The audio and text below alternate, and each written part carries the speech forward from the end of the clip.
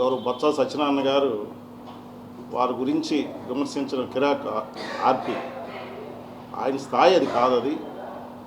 కాబట్టి ఆయన చాలా తప్పుగా మిమిక్రీలాగా చేశాడు. ఆయన ఒక యాక్టర్ కాబట్టి మిమిక్రీ చేశాడు. మరి ఆయన స్థాయికి అది మీకు చాలా చిన్నోడు అసలు ఆర్పి అంటే. సత్యనారాయణ గారు ఈ రాష్ట్రంలో ఎన్నో సమస్యల మీద పోరాటం చేసే వ్యక్తి.